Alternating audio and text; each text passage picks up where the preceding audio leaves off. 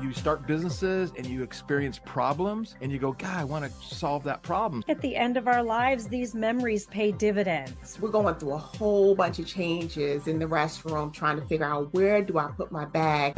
I'm Richard Gearhart. And I'm Elizabeth Gearhart. You've just heard some snippets from our show. Stay tuned for the rest. Want to patent your invention? The chance is near. You've given it heart. Now get it in gear.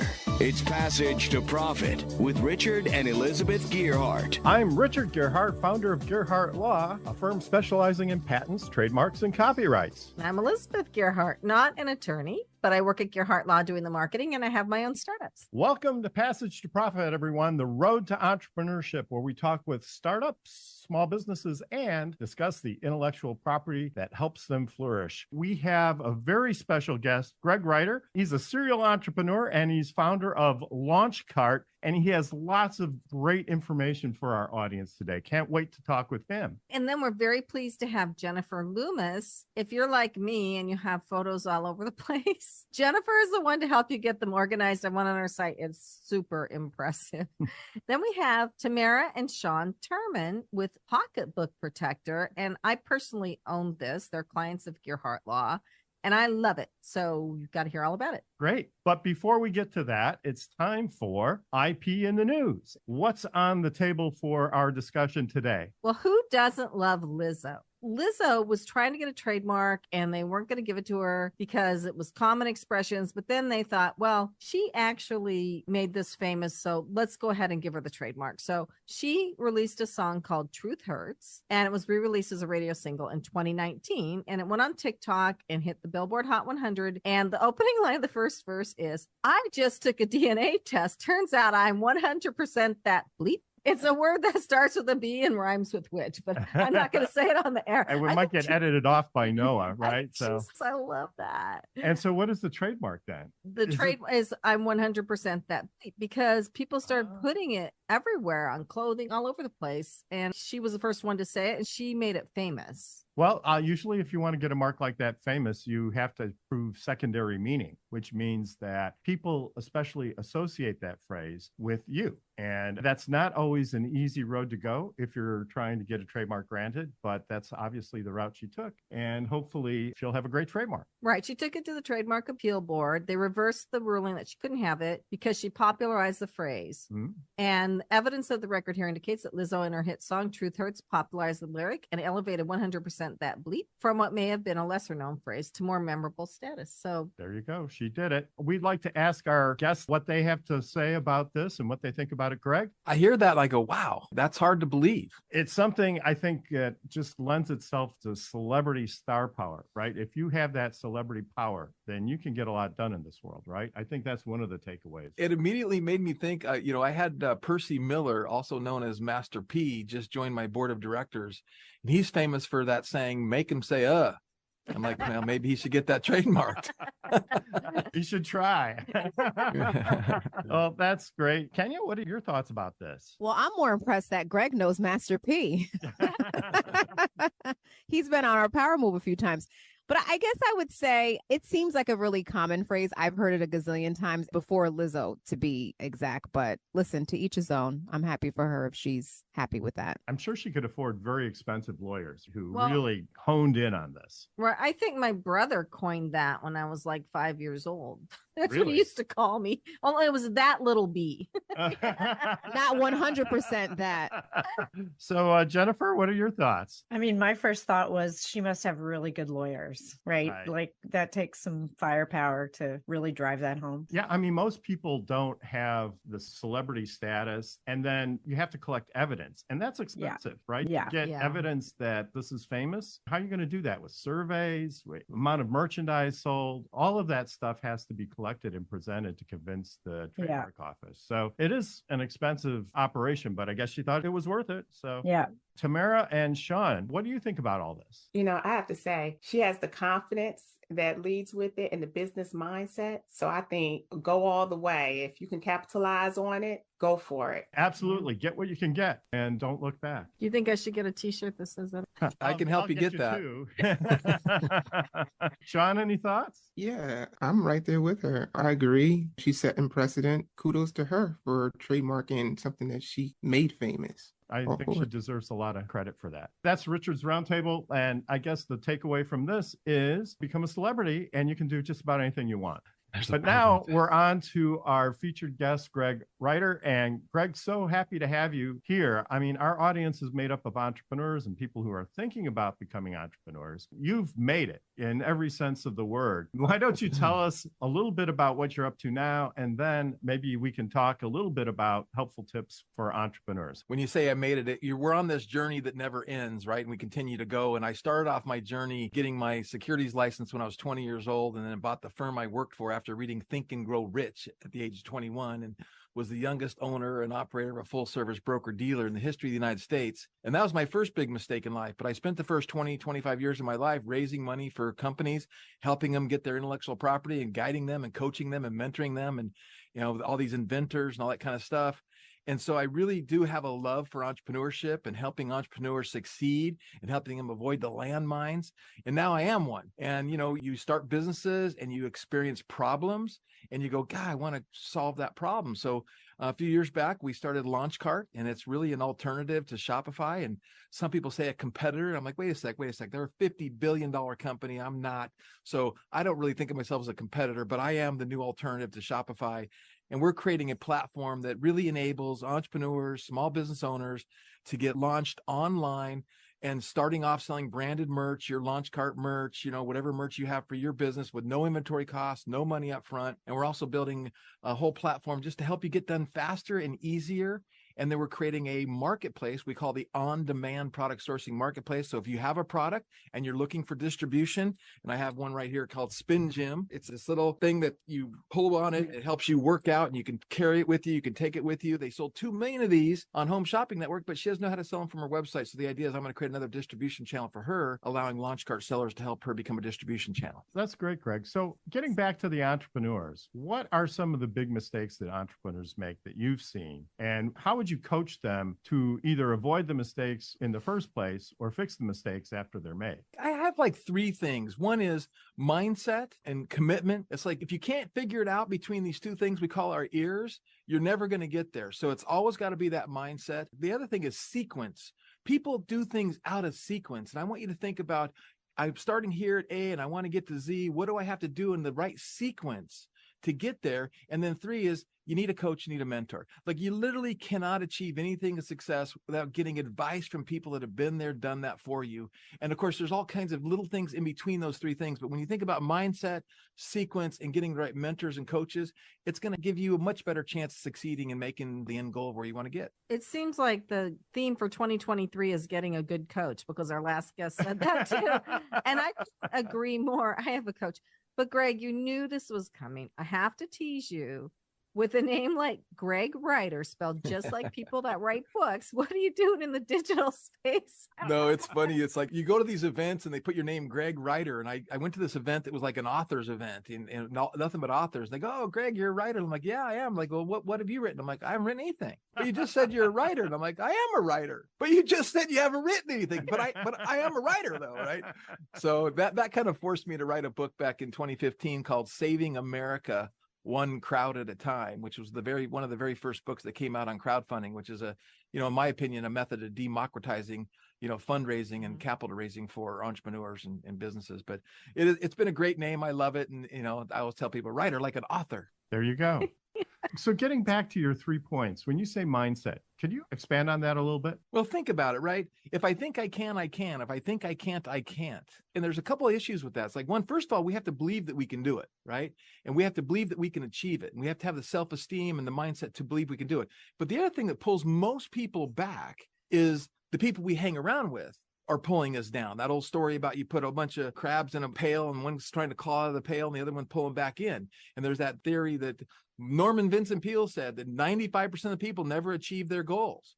So statistically speaking, if we want to achieve our goals, we're in that 5%, we're dealing with the other 95%. So you have to put yourself in a position where you can continually build on your mindset. So for instance, in my business, in my life, with my culture, and my team, we start off every meeting with what I call the mindset minute. And it's just a little bit of a training, a little bit of a coaching, a little bit of a thought process, and what you can do to get past yourself and move on to, I've got to overcome these negative thoughts. I've got to overcome this negative self-talk. I've got to do what needs to be done in my mind to get to where I can start executing on my business plan. And I think what you're saying is so important because even at Gearhart Law, we have our Monday docketing meeting where we go over all the projects in the law firm to make sure that everything is just right. But before we start that, we have a process where everybody goes and they talk about what's on their mind, maybe what they did over the weekend. And it helps, I think, number one, build camaraderie in a remote organization because our 25 people are spread out all over the world, everywhere from the Philippines to Israel to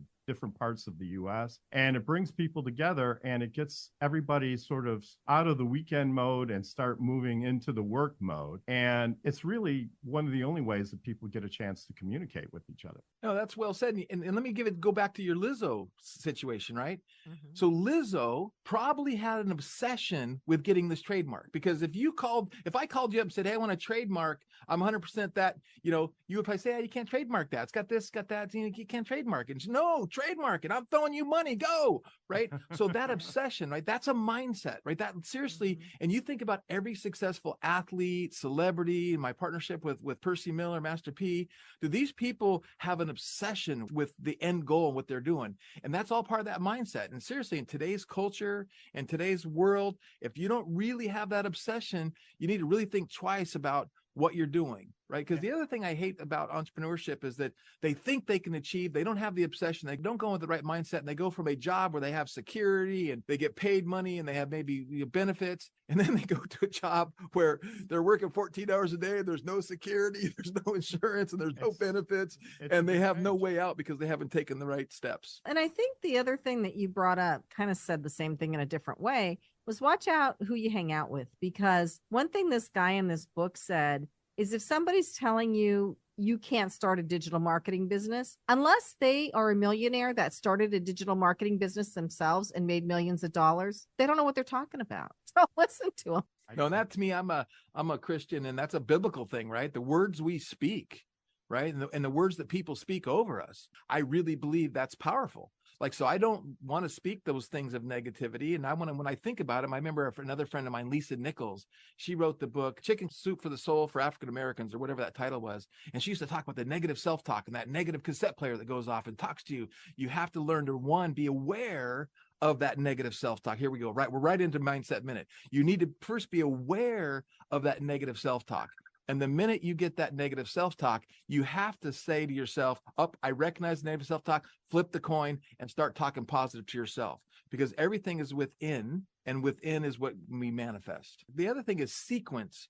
People do things out of sequence. And I want you to think about, I'm starting here at A and I want to get to Z. What do I have to do in the right sequence? Going back to what your profession is and what you do, some people, they don't even have their own trademark. So you want to go and you want to start launching Launch Card.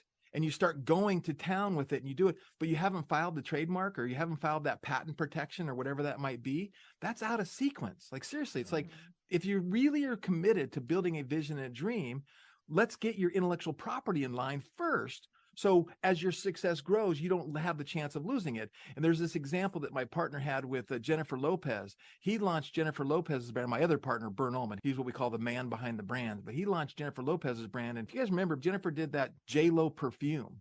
Well, they hadn't trademarked the J-Lo perfume. They actually built the perfume, got the money, blah, blah, blah, blah, blah, went to market with it. And the person that had the trademarks, they didn't even bother to do a basic trademark search, came after him, and then it cost them like $10 million, some exorbitant amount of money. And they had no choice but to pay the guy with a trademark.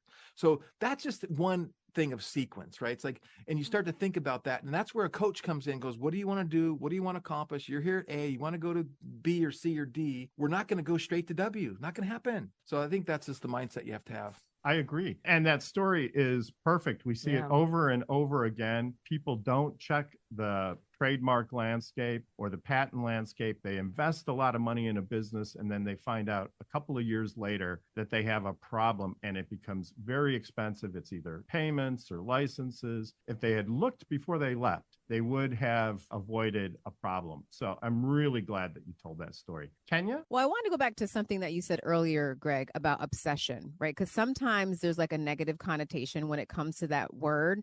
But would you say in the case of business that obsession is good for business? Well, I think it is, especially from the entrepreneurial stage. I mean, you go from the entrepreneurial stage to where you're going up to $1 million in revenues, then 5 million and 10 million. And then at some point it becomes a business with operations and standard operating procedures. And it's a whole different mindset. You got to hire different people that are going from 10 million to 100 million, 100 million to $1 billion than you do from zero to $1 million.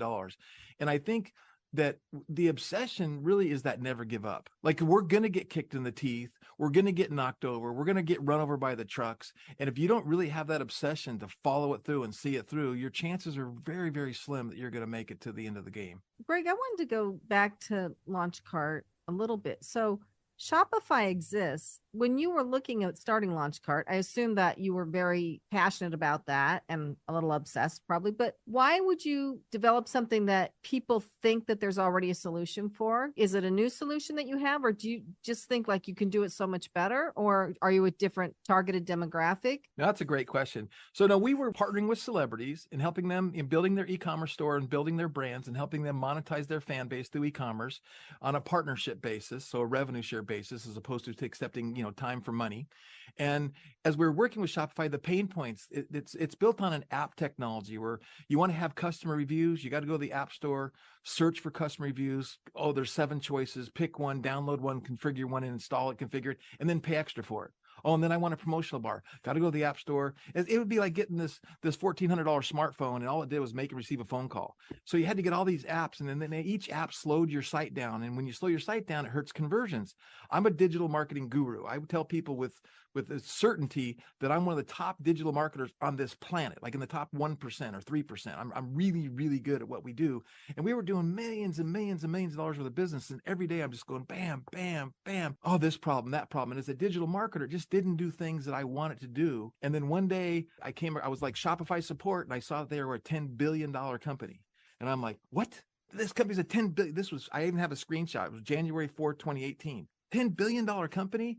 I'm like, look, I've done software before. I've invested in lots of software companies before. I want to start a company. I have the crystal ball. I know for products, descriptions, photos, variants, sizes. This is e-commerce. This isn't hard.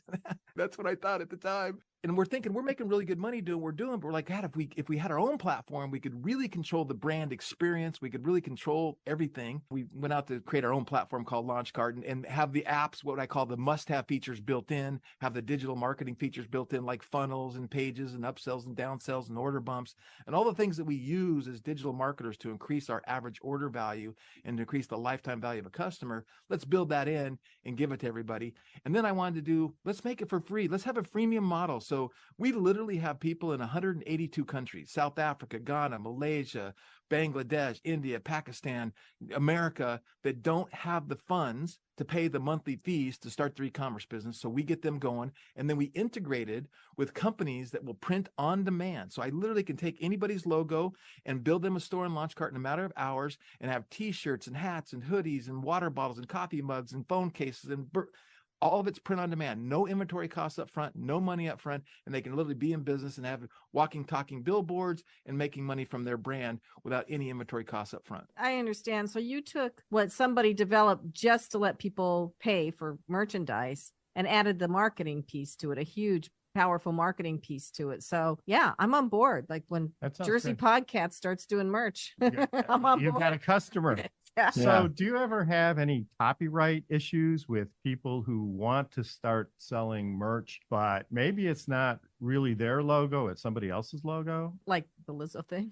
Yeah, no, that's a big, big issue in our industry. And then you have people that do what they call chasing trends. So let's go Brandon. Millions of shirts have been sold. Let's go Brandon, but no one got that trademark. And like you said, there's probably all kinds of people selling that Lizzo saying. And there's other people that are unscrupulous that just go taking, Denver Broncos or an NFL, and they start selling Denver Bronco merch, and they know how to digitally market. They spend a bunch of advertising. They bring in the orders. Then they shut the store down and go start another store tomorrow. And they're just always being chased by the regulators. And what's cool about us is we're as a platform, we don't deal with that. But the partners that we refer and people use as the fulfillment, they used to go after the platform and then they'd say, okay, Shopify, shut this store down, shut this store down. But that's like chasing 1 million people, right? But if they went to the fulfillment partners, which there's maybe 100 of them, right? And they go, hey, Mr. Fulfillment Partner, you got clients that are doing Harley Davidson. You got clients that are doing this. And if you keep printing those, we're taking you down. And they did a couple lawsuits strategically and boom, the fulfillment partner shut it down. So that's kind of happened that way. And it's not like it used to be. And it's much safer than it was, but there's always somebody trying to skirt the law and do something unscrupulous. Kenya? What are your tips for entrepreneurs who don't have a big brand, right? So you have a celebrity who's maybe like a micro influencer or somebody who's looking to like level up and scale. What's some advice that you would give to them in terms of brand amplification?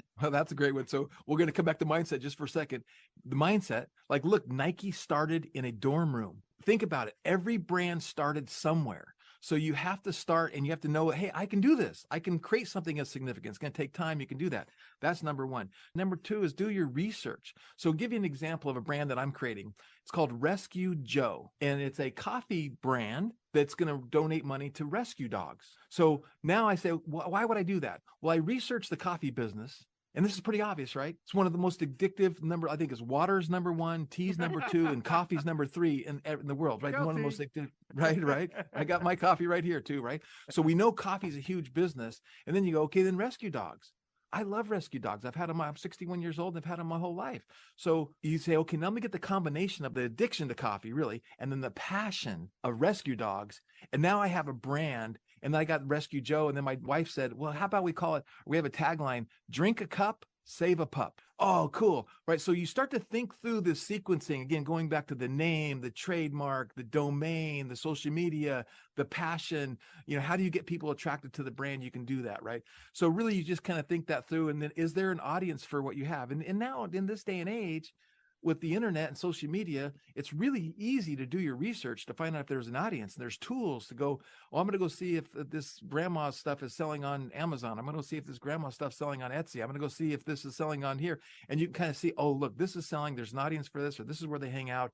And as long as you can identify something, in e-commerce is really based on two things. Emotion. If I can get you emotionally pulled in and you can offer something they can't get it somewhere else, and then trust. I've got you pulled in emotionally because I love rescue dogs. I like coffee, but do I trust these guys? So that's where the site has to look good. The logos, the designs, the about us page, phone numbers on the websites, addresses on the websites to make it look trustworthy so I can overcome that trust barrier to start my brand. Greg Reiter, serial entrepreneur and founder of LaunchCart. Passage to Profit. We'll be right back after this. What are entrepreneurs' most valuable assets? Their passion and ideas. We can't protect your passion, but we can protect your ideas. Trust Gearhart Law to protect your ideas with premier patent, trademark, and copyright services. There's never been a better time to start your own business. Contact us at GearhartLaw.com. At Gearhart Law, we have years of experience protecting entrepreneurs' ideas and brands using patent, trademark, and copyright protection. So if you have a new consumer product, a new software application that you're planning to build or sell, or a brand or company name that you want to protect, contact the experts at Gearhart Law. www.gearhartlaw.com.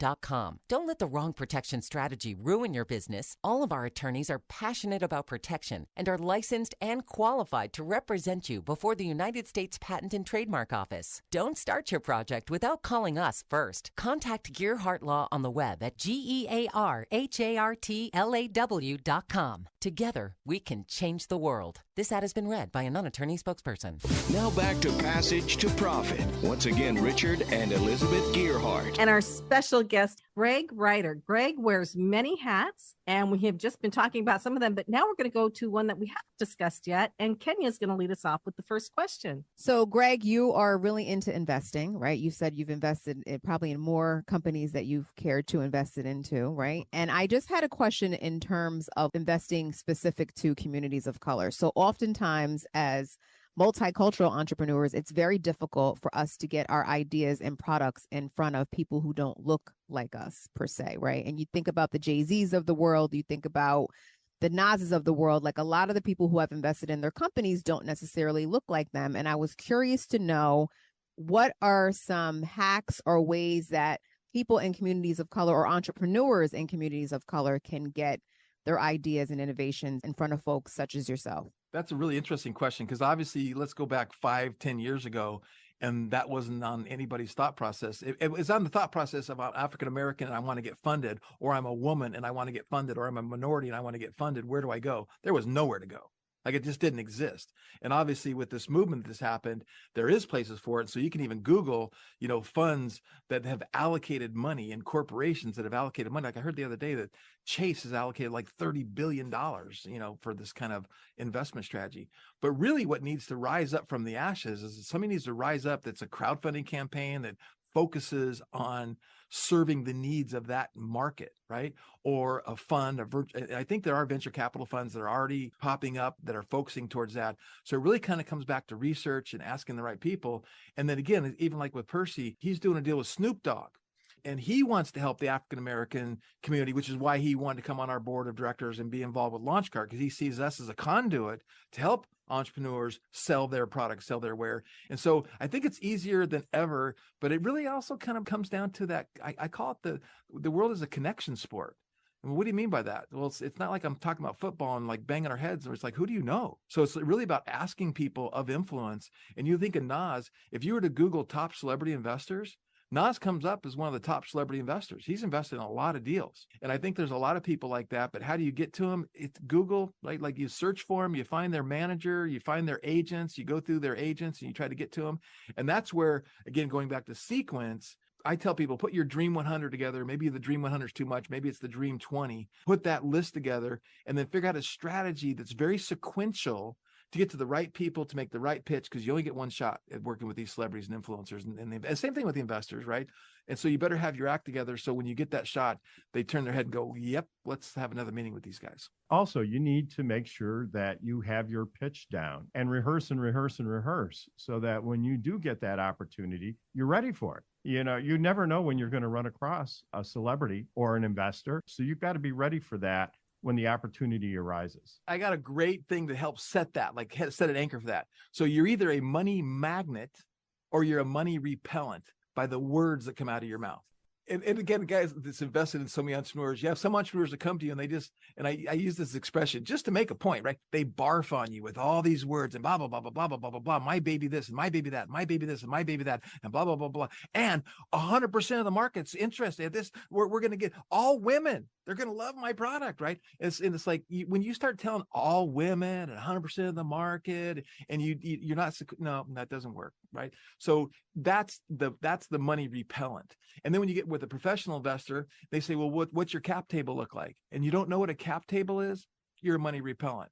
They ask you, what kind of intellectual property do you have? And you're like, what is intellectual property?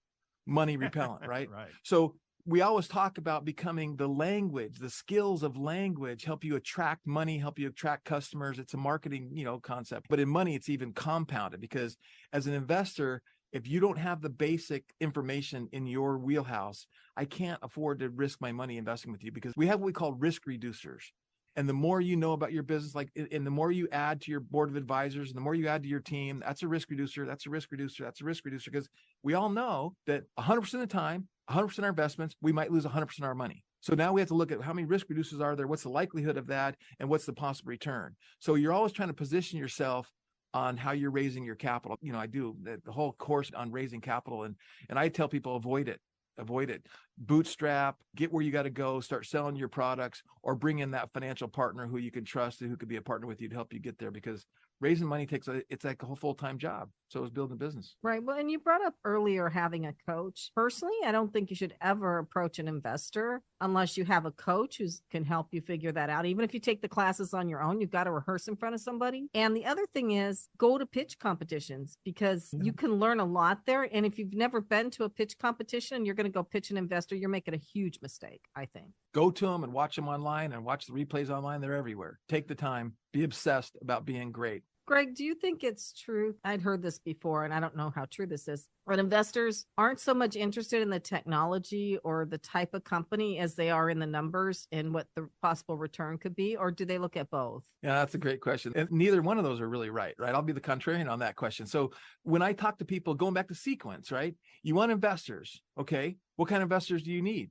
Well, I don't know. I need money, write a check. No, that's not what you need. There's venture capitalists, there's angel investors, there's high net worth investors, there's strategic money, there's all kinds, there's debt, there's equity, there's combination of debt and equity. What's the structure? So angel investors maybe don't necessarily do debt deals or inventory financing, right? It's like thinking this through and going back to your coach. You got to have the coach, you got to have a mentor that'll walk you through that. And again, if I want to get I want angel investors. Okay, well, do you know that angel investors are looking for a 30x return on their money? Can you return 30x on their money in 5 years, 7 years? Show me. If they can't do that, then angel investors are out. They're off the table, right? So there's all these different things that you have to really think through. And then once you identify the proper investor group, then you structure your offer, your sequence, your languaging, your skills, everything to that particular group, and then you execute. And one last thing that's really, really important is if you go talk to just about any investor, they're going to weight your technology, your intellectual property, your vision, your execution plans, all that kind of stuff. They're going to weight that, right? But one of the things that's weighted most heavily is team, because really we're betting on the jockey, not the horse. I mean, the horse is part of it, right? I want to know you got a good horse, but that jockey, like it's about the team. So you really need to put your team in place. And if you don't have a team, you don't have the money put on a team, you better put together a board of advisors who can help you and lend credibility to yourself. Let people know, like, on LaunchCard, I got a 16-year Google veteran on my board of advisors. I got a 25-year-old Amazon veteran on my board of advisors. I have angel investors on my board of advisors, right? So you always want to do things that are going to help lend credibility to your team. Because when I look at things, and again, I've invested in probably 500, 600 companies over my career. And I look at all the ones I lost money on and all the ones I made money on.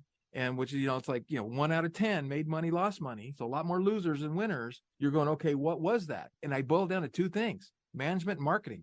Without the right team, you don't have a chance. And if they don't understand marketing, you might have a chance, but with the right team and marketing, you have a really good chance. So Greg, if you don't have the money to bring people on and you do get a board of advisors, do the board of advisors do it out of the goodness of their hearts?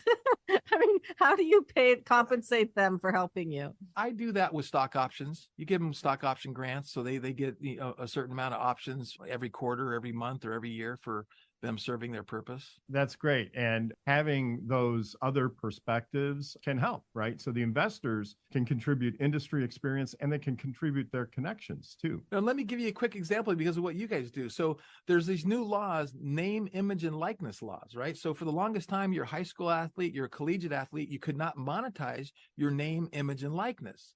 Well, now they changed it and you can monetize your name, image, likeness. So what high school student might want to have his own brand and sell his own merch and monetize his brand and his merch?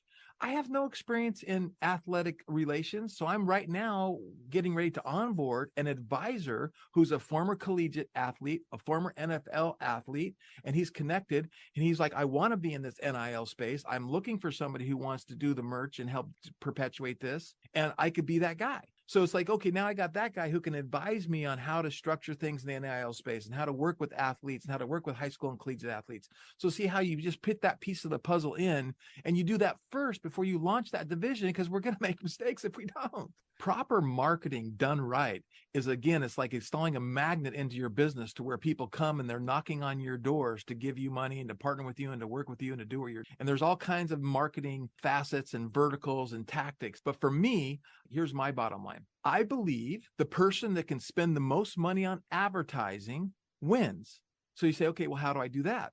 Well, I have to be able to spend money profitably. So if I can spend $1,000 on Facebook ads and get back $1,000, that's pretty good. What if I can spend $1,000 and get back $2,000? That's even better, right? So if I can spend money and get my money back profitably, then I can spend more money than my competitors, and then I can buy more market share, right? And I get my name and my brand recognition out there. Then you say, okay, well, how do you do that? Well, you better learn what's called split testing, A/B split testing. You better understand how to maneuver the Google advertising space, the YouTube advertising space, the TikTok advertising space, the Facebook and Instagram advertising space. And you better figure out how to buy traffic, bring traffic, and convert traffic. And you do that with landing pages and funnels and upsells and downsells, and you split test colors and words. And I can tell you split testing stuff where we just changed the headline of the ad. And one headline might have brought a 3% conversion. Another headline might have brought a 9% conversion. And when you constantly are split testing your marketing and your strategies and using the right technology to basically do this for you, it really makes it fantastic to, increase your average order value, your lifetime value of your customer, and make things profitable for you. I can understand why Launch Cart will be a huge success, because you do have that whole marketing piece and you're offering it to the people that are buying Launch or getting it for free, which is awesome. We have just had an incredible conversation with Greg Ryder, marketing investor. Boy, I really learned a lot. Passage to Profit, Road to Entrepreneurship with Richard and Elizabeth Gearhart, and we will be right back. Hi, I'm Lisa Askley's the Inventress, founder, CEO, and president of Inventing A to Z. I've been inventing products for over 38 years. Hundreds of products later and dozens of patents. I help people develop products and put them on the market from concept to fruition. I bring them to some of the top shopping networks in the world: QVC, HSN, eVine Live, and retail stores. Have you ever said to yourself, someone should invent that thing? Well, I say, why not make it you?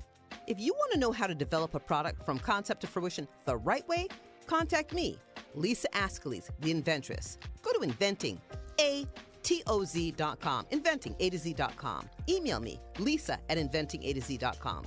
Treat yourself to a day chock full of networking, education, music, shopping, and fun. Go to my website, inventingatoz.com.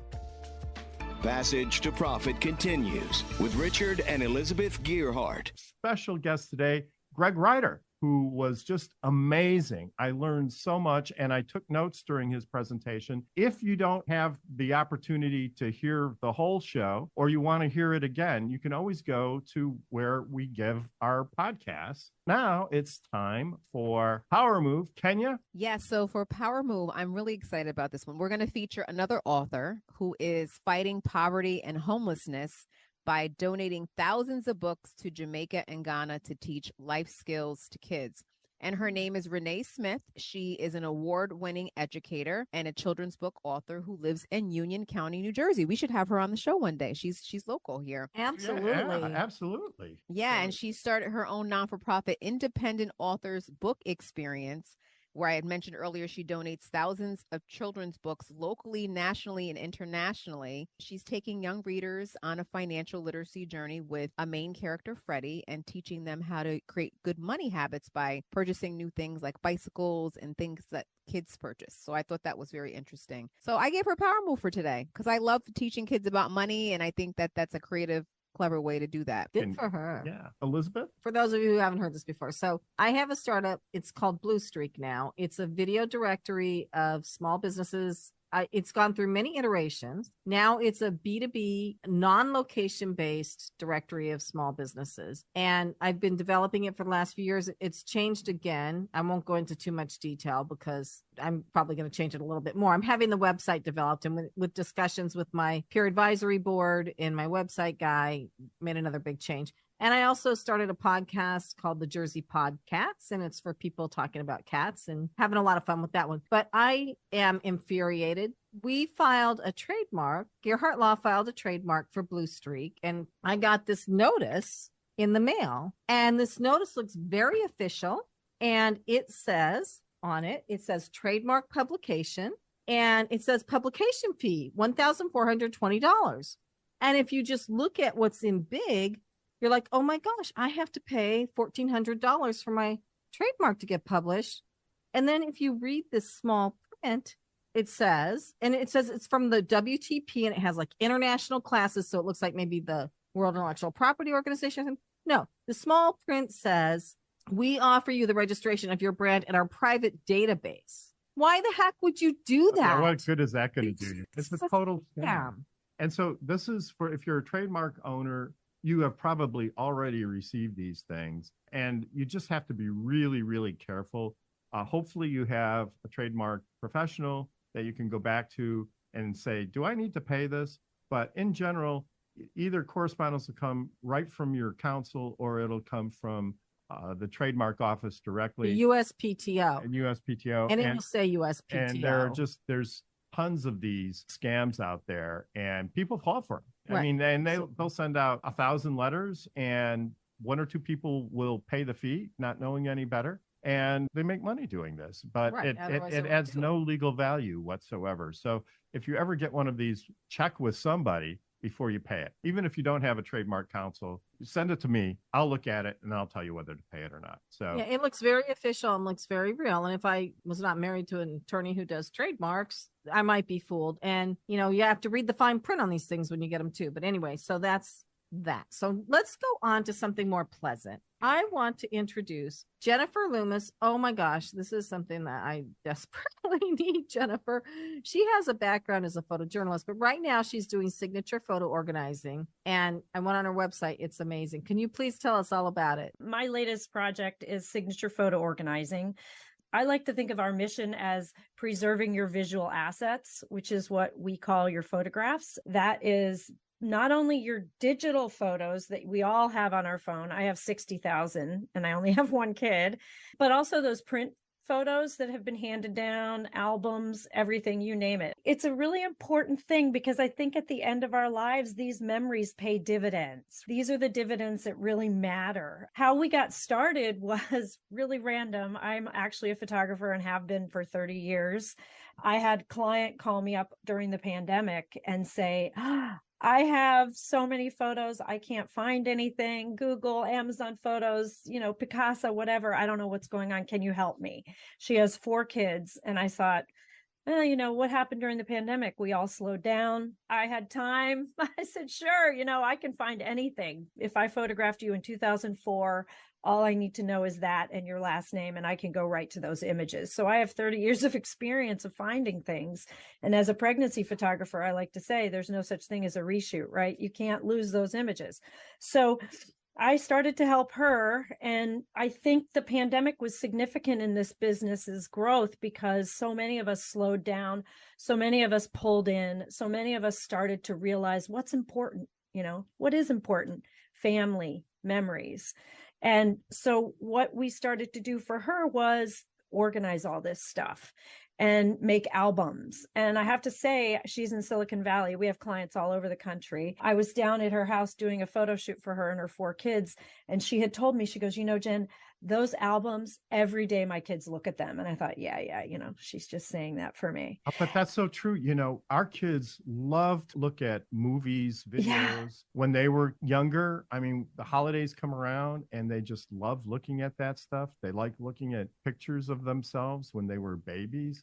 It doesn't surprise me. Yeah, there they were looking through the albums. And I thought, oh my God, she didn't lie. And an interesting stat, if you start to think about it, I pulled this stat to tell you guys today, 1.8 trillion photographs are taken worldwide every year. Do you know by 2030, that's going to be 2.3 trillion. So if you think about that, that's 50,000 per second, 5 billion a day, right? Yeah. So what are we doing with these photos? Nobody knows how to do anything with these photos except a photographer, I think. What blew me away about your website was that you can do both hard copy and digital, and you can put it into a cohesive way of looking at it, organize it in a cohesive way of looking at it, which is really cool and very important, I think. We're kind of taking it beyond, like traditional photo organizers would take all your pictures and put them in a little bin and you can sort through them. So we take the analog media, which is photos, videos, brochures, kids art. We scan all that and then we put it all in a digital form. So it's kind of like, when you go to the library and there's a card catalog, right? It's online and you type in a title or a subject. That's exactly what you'll get. And so we can do that for you. So you can type in your daughter's name and a year, and all the pictures will come up for you. And some of this is done by AI and some of this is done by my team. It's all done in the US though. I started with that one client right at the beginning of the pandemic. I've onboarded 3 more clients. I have a core client group as a photographer. I've gained a lot of trust with them, 30 years in the business, photographing families forever. So these are kind of my high net worth clients come on with huge projects, and then that gradually bleeds out into new clients who we don't know. So we're now in that phase of new clients coming in who are not necessarily originally affiliated with our business. So as far as growth goes, we're hiring people. I have a business advisor who's worked with my business almost 30 years. He's helped me launch the maternity photography business, which was not even existing back in the day when I started. Well, I heard you mention pregnancy photographer. Yeah. I was kind of curious about that. So thank you for explaining. I got a quick question for you. So as you're growing and hiring, one of the things, again, going back to sequence, that most entrepreneurs don't have the skill sets or the awareness to do is creating basically SOPs, standing operating procedures, because you're going to have jobs that it's like paint by numbers. Yeah. Are you creating some paint by number stuff for the people you're hiring? Perfect. Yeah. One of my team members, we meet every day. She's my senior editor. So we're building, it's an operations management. We kind of break it out by clients. The platinum clients want full image management, right? They just want to upload their pictures and they're done. And then we have a DIY set of clients and they just say, you know, can you tackle Mount Everest for us? And then we hand back their vault, which is what we call their hard drive with their images on, and then give them some lessons to go. So we tend to sort of, as you call it, SOPs, we sort of do it as an operations list and flesh that out as we go per client. So that's definitely what we've got. But I loved what you said, Greg, about sequencing, because I never thought of it that way.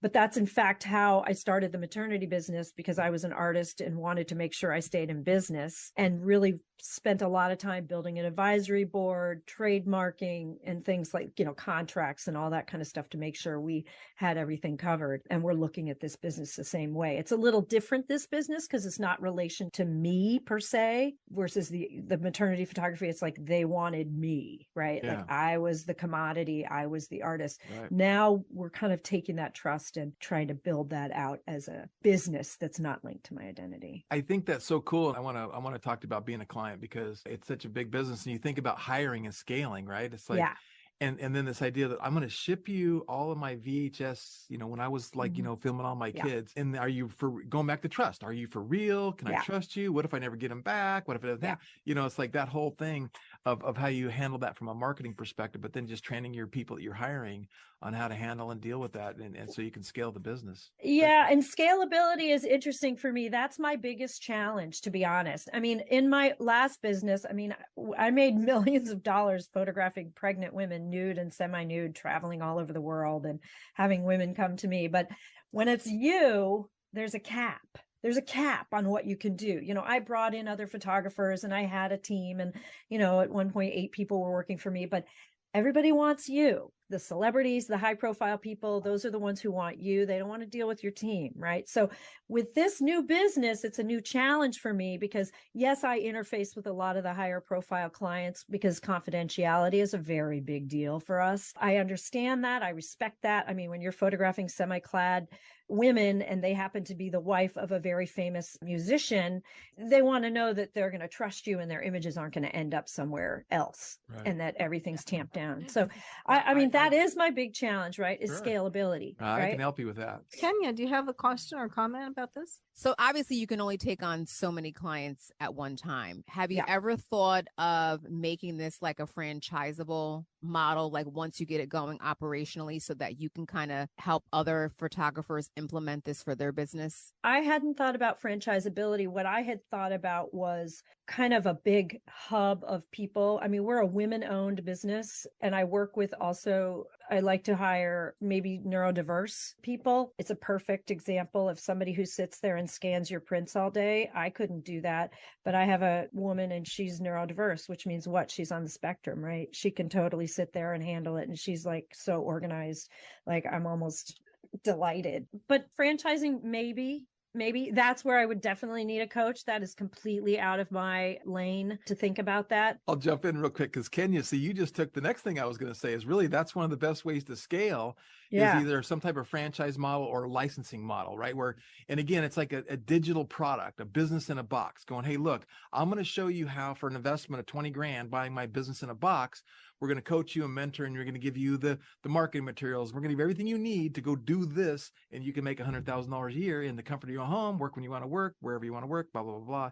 And it's a great business in a box. It really is. Oh, that's interesting. Yeah, I didn't even think about that. And that, you know, I feel like I'm in my mid 50s now. I don't know, but I felt like, all right, this is my last big breakaway entrepreneur effort. I would think about that. I think the service you're offering is fabulous, because as Richard and I joked, I take millions of pictures, and I have pictures from many years. And I saw on your website, like if I have like 5 pictures of my son that are almost exactly the same from when he was 2 years old, you'll just pick one, like you pick the best ones, right? So this has been wonderful. What is your website? How can people find you? Signaturephotoorganizing.com, all one word. Okay, great. Thank you, Jennifer. Thank you. Yeah, so now we are on to Tamara and Sean Turman. with Pocketbook Protector, which I love, and I'm going to let them tell you what it is. The Pocketbook Protector is a durable covering meant to provide a level of protection for your pocketbooks, diaper bags, book bags, accessories, and various items. I have one. It goes on the bottom of my handbag. I bought the disposable ones. You guys have ones that can be washed and reused, right? And Correct. I can set my handbag down anywhere and then just tear that thing off at the end of the day and throw it away. I mean, what that's love. really, it's such a cool idea. And it looks like a bag. And then there's Right. usually an elastic that goes around it. You can slip the covering over the bottom of the handbag, and the elastic keeps it attached to the bottom of the bag. And it's really a very clever idea because, I mean, especially now with COVID and people so concerned about germs, you can put your bag on the floor. My awareness of really bacteria, germs, and viruses heightened during the COVID pandemic period. But I had been thinking about this idea probably about 5 years prior, because going into different places and not having the proper covering to cover my bag, I was just disgusted putting it on the floor between my feet. If I was in a restaurant or in the bathroom, unfortunately, there may not be any hooks to hang our bags. So we're going through a whole bunch of changes in the restroom, trying to figure out where do I put my bag without getting it, contaminated. Especially the train station bathroom in New York. Half the hooks are ripped. Good Lord. And we've all done it. We all do it. The problem is we don't talk about it. And so you invent a product to have a solution to solve a problem. And so that's during COVID, Sean and I were talking, and this just seemed like the best time to do it. We had some time to really think it through, think out the thought process. But I would say 5 years prior to it, it was a burning thing that was on my heart and my mind. So if I didn't go through with it, if we didn't do it together, it would still be in my mind. So the passion was really there from the start. That's great. So what are some of the biggest challenges you guys are facing in getting this product out there? What have been some of your successes? Well, listening to Greg, one of the things that challenges us the most is growth and marketing. Trying to get this expand our customer base and securing funding, choosing the market segments that are fit for purpose. Yeah, okay. Greg was going to jump in. My quick little advice to you, based on looking at your website and what you have, is your product is ideal for what we call funnel marketing. You need to build a page. You have a site and you have all your photos and they all look the same, but we need to build a page, and I'm going to call it a long form sales page. And the long form sales page is going to show up the product with some better pictures and some better backgrounds and some more aspirational settings. And then it's kind of like telling your story, solving the problem. Here's who we are. Here's why we invented. And it's just a big, long page that gives all the information, because you only have really two products. You have the disposable and you have the reusable. So the idea is I don't need to have a whole website with all the different grays and blacks. In your site, I see gray, I see black, I see navy, but I see nothing but the navy pictures. And really all we want to do is come in here and go through the sales process and click go. Then at the next point, we get you to check out. Then after checkout, and this is where the funnel comes in, then we go, hey, look, you got one. I'm already going to be shipping you one. Why don't you add two more to your order, and we'll give you 40%, 30%, 20%, whatever discount is, because I'm already shipping you stuff.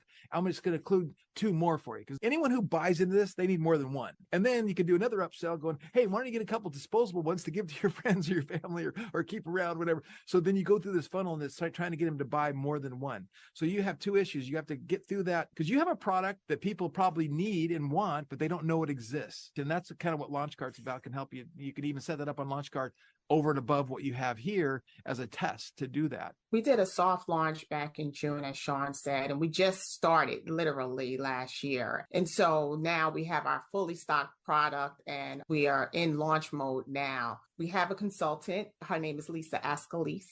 She's really helped us along the way to overcome any big mistakes along the way. So we're so thankful we've had her to really guide us through this process. We have a patent. We just got the patent approved. We just got it in our hands last week. So that was a huge step. We're in the process of now just launching and having it fully stocked and being available. So yes, you're right, Greg. It does come in 4 different colors: black, navy, champagne, gray, for reusable and disposable. But there's 2 different uses for it. If you want to dispose of it or reuse it. You know what you should do? I think this is your success. You need to go get influencers and have a huge strategy on user generated content. Yeah. So some really applicable, potential viral user generated content is what you need to blow this brand up. And we're excited because it's a specialty item. It's nothing like it really on the market. So we're looking for different ideas and ways to go about it, as well as funding. You know, that's the other challenge that we've had along the way. So we need to continue our brand, because if no one knows about us, right? Right. It's So hard to Right. sell. So Yeah, I that's where we're at now, trying to get our brand out there. Have you ever thought of maybe just aligning with some pre-existing bag brands? Because it would be a nice value if you bought this very expensive bag. It's an investment. If it came with one of your protectors that maybe was like branded or like co-branded, and maybe you start with some of the smaller Black-owned brands that you can go after that will align with this to support you. So I'm just thinking ahead, but that could just be a wholesale strategy that could really help you scale pretty quickly because you have the patent and no one else in this space is doing that. No, and I want to plus what Kenya said, because you take that same concept and think about people that do events. People come and they're giving away the shirts, the pins, the pencils. If you could get the price point around and say, and then brand their brand on it, and they give it to every woman who attends the event, and it's co-branded with Pocketbook Protector, they're paying for your inventory up front. They're giving you exposure, and it's a really cool premium giveaway to attend an event or to attend something along those lines. Thank you for that advice. Tamara and Sean Turman with Pocketbook Protector. So where do people find these? PocketBookProtector.com.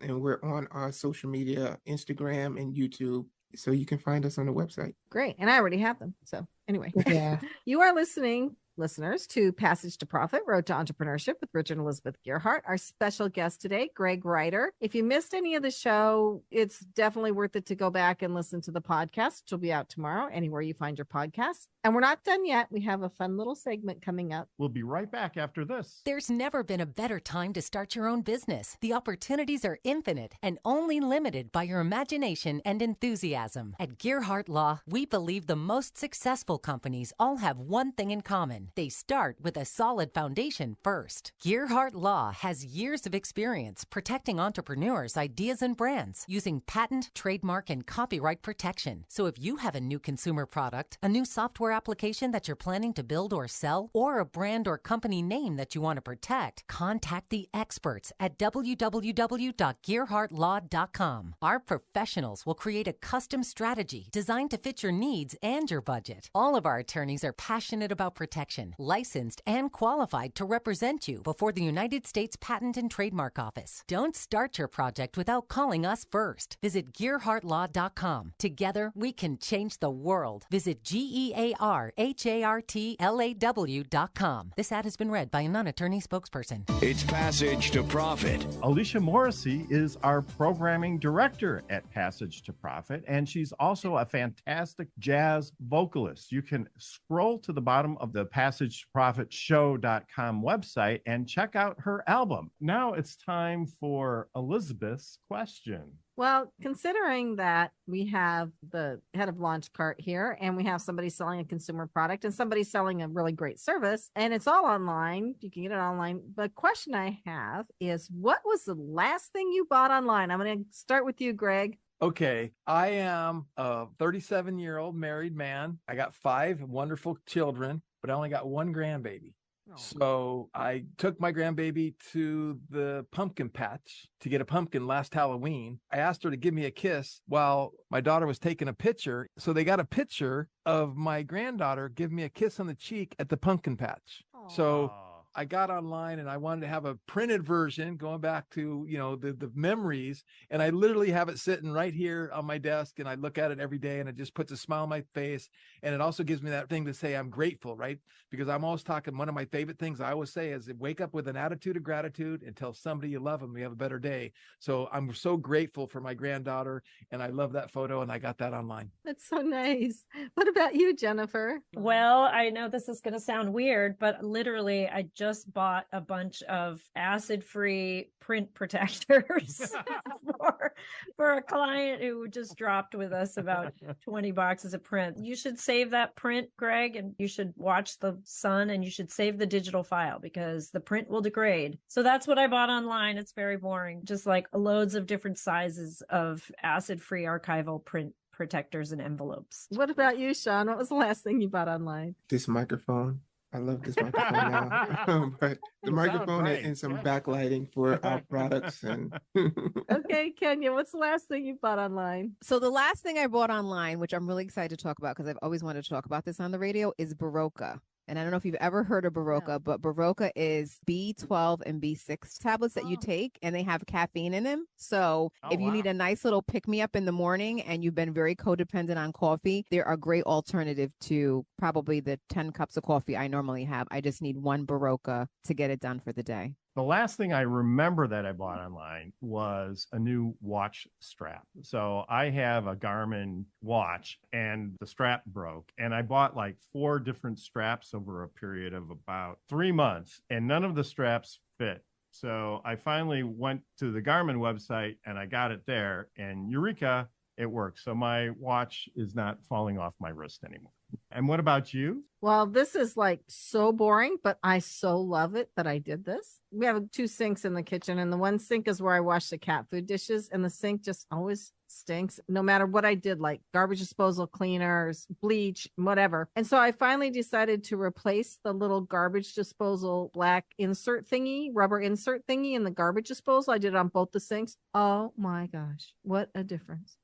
And you can't clean the old ones. So we tried washing them. And the rubber just absorbs the odors over time. So yeah, so that's going to probably... So you're all welcome to our kitchen. Take a big sniff. That's going to be a yearly thing from now on. It sounds clean and classy. So sweet. So anyway, our guest was Greg Ryder, who's in the digital marketing space. His latest venture is launchcart.com. And wow, that's all I have to say. If you don't know what that is, look it up. We'll launch you into the stratosphere. Yes, it will.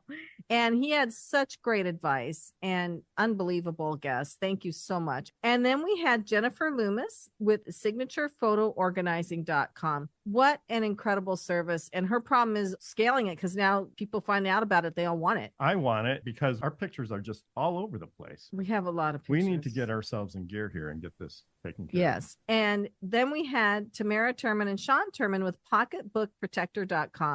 And I already have this, but I'll probably get more because I bought the disposable ones. But it goes on the bottom of your handbag. And then when you set it down someplace disgusting, your handbag stays clean. And this is such a great product. I just love it. We will return to this station next week with another episode of Passage to Profit. Before we go, I'd like to thank the Passage to Profit team, Noah Fleischman, our producer, Alicia Morrissey, our program director, and Mark Wilson, our syndication manager. Our podcast can be found tomorrow anywhere you find your podcast. Just look for the Passage to Profit show, and don't forget to like us on Facebook, Instagram, and Twitter. And remember, while the information during this program is believed to be correct, never take a legal step without checking with your legal professional. This is Richard and Elizabeth Gearhart. Thank you for listening, and we'll see you next week.